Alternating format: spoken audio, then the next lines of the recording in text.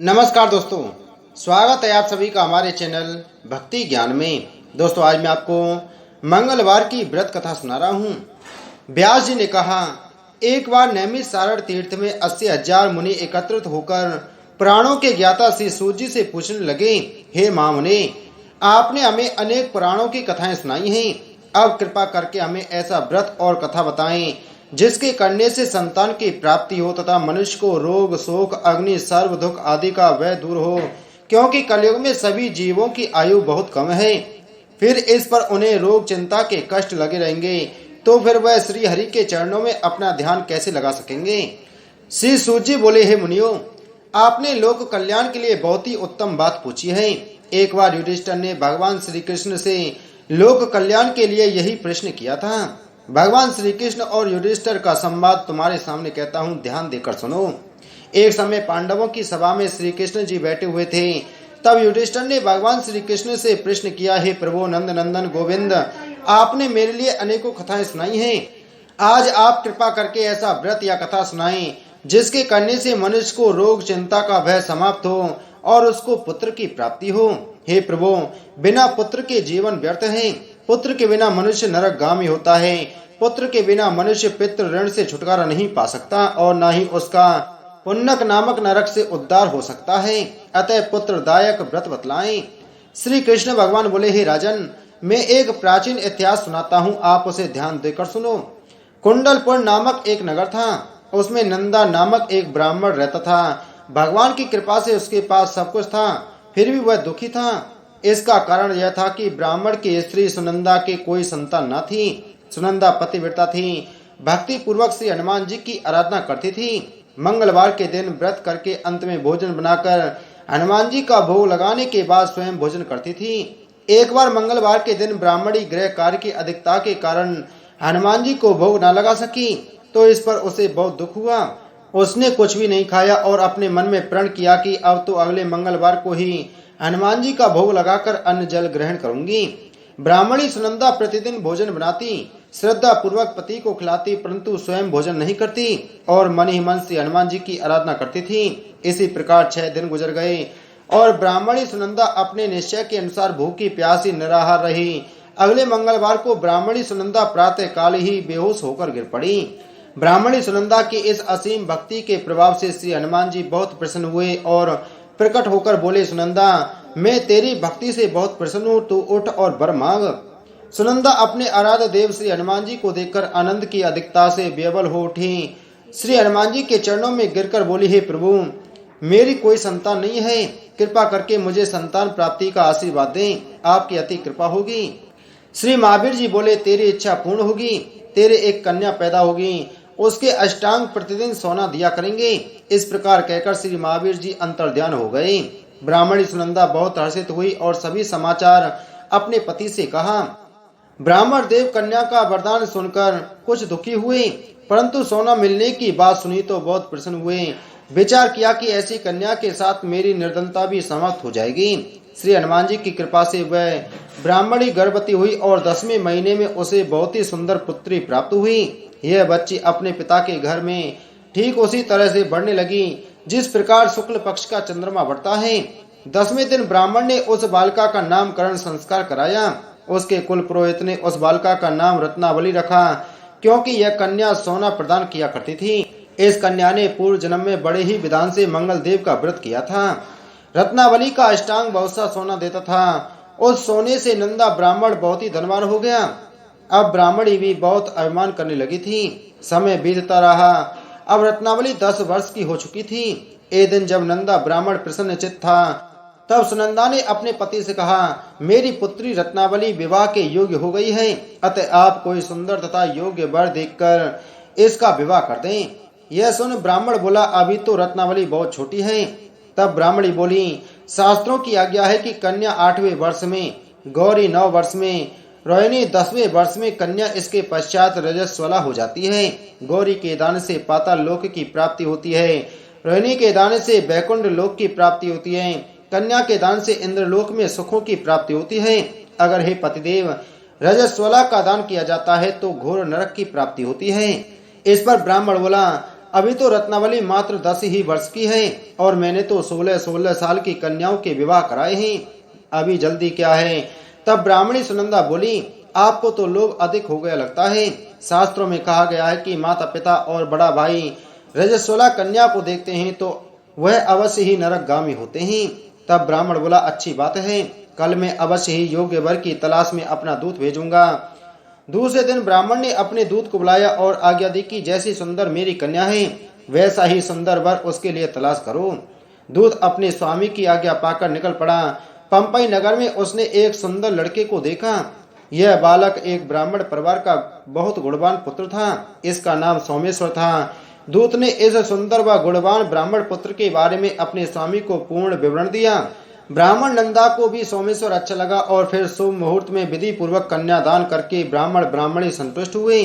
परंतु ब्राह्मण के मन तो लोभ समाया हुआ था। उसने कन्यादान तो कर दिया था पर वह बहुत खिन्न भी था। उसने विचार किया कि रत्नावली तो अब चली जाएगी और मुझे इससे जो सोना मिलता था वह अब मिलेगा नहीं। मेरे पास जो धन था कुछ तो इसके विवाह में खर्च हो गया और जो शेष बचा है वह भी कुछ दिनों के पश्चात समाप्त हो जाएगा।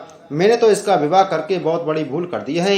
अब कोई ऐसा उपाय हो कि रत्नावली मेरे घर में ही बनी रहे, अपनी ससुराल न जावे। लोभ रूपी राक्षस ब्राह्मण के मस्तक पर छाता जा रहा था। रात भर अपनी सैया पर बेचैनी से करवटें बदलते बदलते उसने एक बहुत ही क्रूर निर्णय लिया। उसने विचार किया कि जब रत्नावली को लेकर उसका पति सोमेश्वर अपने घर को लिए जाएगा तो वह मार्ग में छिपकर सोमेश्वर का वध कर देगा और अपनी लड़की को अपने घर ले आवेगा, जिससे नियमित रूप से उसे सोना भी मिलता रहेगा और समाज का कोई मनुष्य उसे दोष भी नहीं दे सकेगा। प्रातः काल हुआ तो नंदा और सुनंदा ने अपने जमाई तथा लड़की को बहुत सारा धन देकर विदा किया। सोमेश्वर अपनी पत्नी रत्नावली को लेकर ससुराल से अपने घर की तरफ चल दिया। ब्राह्मण नंदा महालोक के वशीभूत हो अपनी मति खो चुका था। पाप पुण्य का उसे कुछ विचार न रहा था। अपने भयानक व क्रूर निर्णय को कार्य रूप देने के लिए उसने अपने दूत को मार्ग में अपने जमाई का वध करने के लिए भेज दिया था, ताकि रत्नावली से प्राप्त होने वाला सोना उसे हमेशा मिलता रहे और वो कभी निर्धन न हो। ब्राह्मण के दूत ने अपने स्वामी की आज्ञा का पालन करते हुए उसके जमाई सोमेश्वर का मार्ग में ही वध कर दिया। समाचार प्राप्त कर ब्राह्मण नंदा मार्ग में पहुंचा और रोदन करती अपनी पुत्री रत्नावली से बोला, हे पुत्री, मार्ग में लुटेरों ने तेरे पति का वध कर दिया है। भगवान की इच्छा के आगे किसी का कोई बस नहीं चलता है। अब तू घर चल, वहां पर ही रहकर शेष जीवन व्यतीत करना। जो भाग्य में लिखा है वही होगा। अपने पति की अकाल मृत्यु से रत्नावली बहुत दुखी हुई। करुण क्रंदन व रुदन करते हुए अपने पिता से बोली, हे पिताजी, इस संसार में जिस स्त्री का पति नहीं है उसका जीना व्यर्थ है। मैं अपने पति के साथ ही अपने शरीर को जला दूंगी और सती होकर अपने इस जन्म को माता पिता के नाम को तथा सास ससुर के यश को सार्थक करूंगी। ब्राह्मण नंदा अपनी पुत्री रत्नावली के वचनों को सुनकर बहुत दुखी हुआ। विचार करने लगा, मैंने व्यर्थ ही जमाई वध का पाप अपने सिर लिया।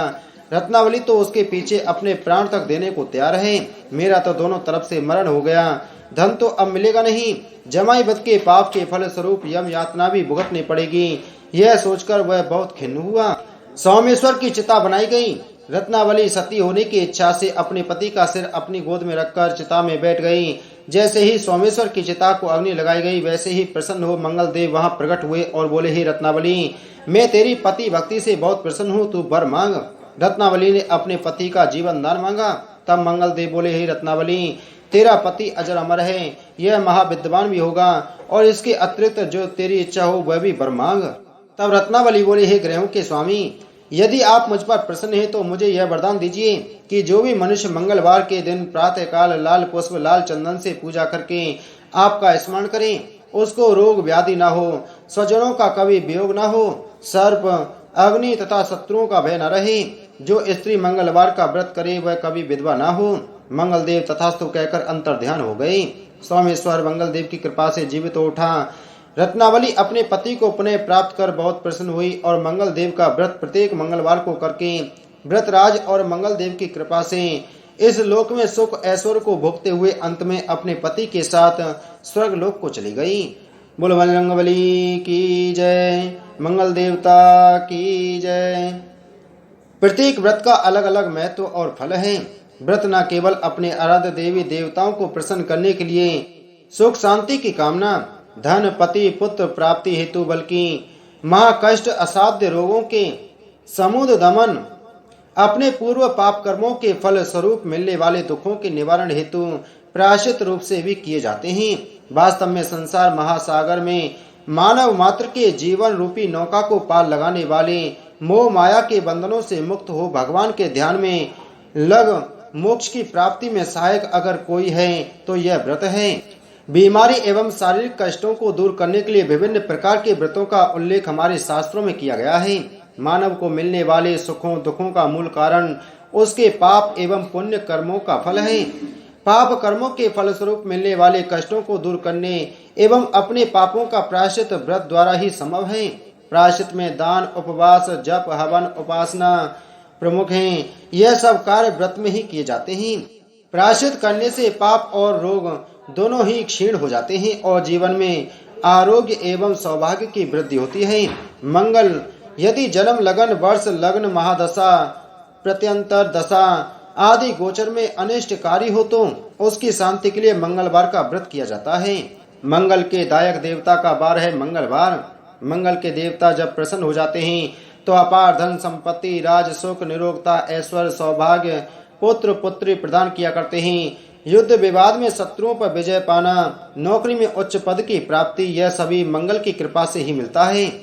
दुर्भाग्यवश अगर मंगल देवता रुष्ट हो जाएं, अगर मंगल देवता नीच स्थान में हो अथवा मंगल की दशा बदलकर क्रूर हो जाए तो यह देव सुख, वैभव, भोग, संतान तथा धन को नष्ट कर दिया करता है। सुख, वैभव, संतान की प्राप्ति तथा दुख और कष्टों के निवारण हेतु मंगलवार का व्रत करना चाहिए। स्वभाव की क्रूरता, रक्त विकार, संतान की चिंता, संतान को कष्ट, कर्जे को चुकाना, धन की प्राप्ति न होना आदि निवारण हेतु मंगलवार का व्रत अति उत्तम एवं श्रेष्ठ साधन है। श्री हनुमान जी की उपासना से वाचिक, मानसिक और संसर्ग जनित पाप, उपपाप तथा महापाप से दूर होकर सुख, धन तथा यश लाभ होता है।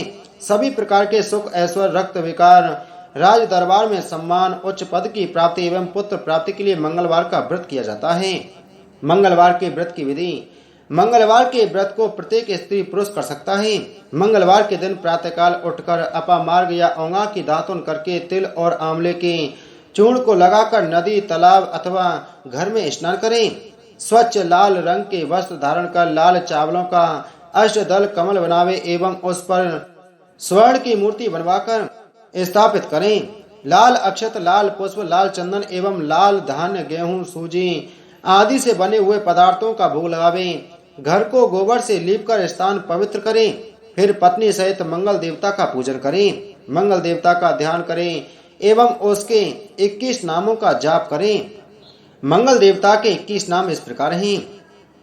मंगल, भूमि पात्र, ऋणहर्ता, धन प्रदा, स्थिरासन, महाकाय, सर्व कामार्थ साधन, लोहित, लोहिताज्ञ, सामनांग कृपाकर, धरात्मज, कुंज, भौम, भूमिजा, भूमि नंदन, अंगारक, यम, सर्व रोग हारक, वृष्टिकर्ता, पाप हरता, सब काम फल दाता।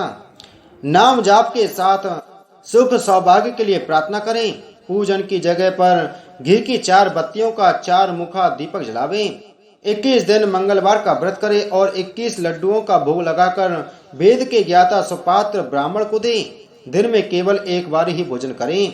21 व्रतों के अथवा इच्छा पूर्ति होने पर मंगलवार के व्रत का उद्यापन करें। उद्यापन के अंत में 21 ब्राह्मणों को भोजन कराकर यथाशक्ति स्वर्ण दान करें। आचार्य को सामर्थ्य अनुसार दक्षिणा देकर लाल बैल का दान करें। फिर स्वयं भोजन करें। मंगलवार के दिन स्वाति नक्षत्र हो तो उस दिन प्रातः स्नान आदि से निवृत्त होकर मंगल यंत्र का निर्माण करें या मंगल देव की मूर्ति बनावे। मंगल की मूर्ति का लाल पुष्पों से पूजन करें। लाल वस्त्र पहनावे और गुड़, घी, गेहूं से बने पदार्थों का भोग लगावे। रात्रि के समय एक बार भोजन करें। पृथ्वी पर शयन करें। इस प्रकार मंगलवार का व्रत करें और साथ में मंगलवार को मंगल के स्वर्ण की मूर्ति का निर्माण कर उसका पूजन अर्चन करें। 2 लाल वस्त्रों से आच्छादित करें। लाल चंदन, षटगंध, धूप, पुष्प, सद, चावल, दीप आदि से पूजा करें। सफेद कसार का भोग लगावें। तिल, चीनी, घी का साकल्य बनाकर ओम कुंजाय नमः स्वाहा से हवन करें। हवन और पूजा के बाद ब्राह्मण को भोजन करावे और मंगल की मूर्ति ब्राह्मण को दक्षिणा में दे तो मंगल ग्रह जनित सभी अनिष्टों की समाप्ति हो। व्रत के प्रभाव से सुख शांति यश और ऐश्वर्य की वृद्धि होती है। मंगल की पूजा करने, व्रत करने, मंगलवार की कथा सुनने, आरती करने और प्रसाद भक्तों में बांटने से सब प्रकार की विपत्ति नष्ट होकर सुख मिलता है और जीवन पर्यंत पुत्र पौत्र और धन आदि से युक्त होकर अंत में विष्णु लोक को जाता है और सभी प्रकार के ऋण से उऋण होकर धन लक्ष्मी की प्राप्ति होती है। स्त्री तथा कन्याओं को यह व्रत विशेष रूप से लाभप्रद है। उनके लिए पति का अखंड सुख संपत्ति तथा आयु की प्राप्ति होती है और वह सदा सुहागिन रहती है, अर्थात कभी भी विधवा नहीं होती है। स्त्रियों को मंगलवार के दिन पार्वती मंगल गौरी पूजन करके मंगलवार व्रत विधि कथा अथवा मंगला गौरी व्रत कथा सुननी चाहिए। यह कथा सर्व कल्याण को देने वाली होती है। बोल मंगल देवता की जय, हनुमान जी महाराज की जय।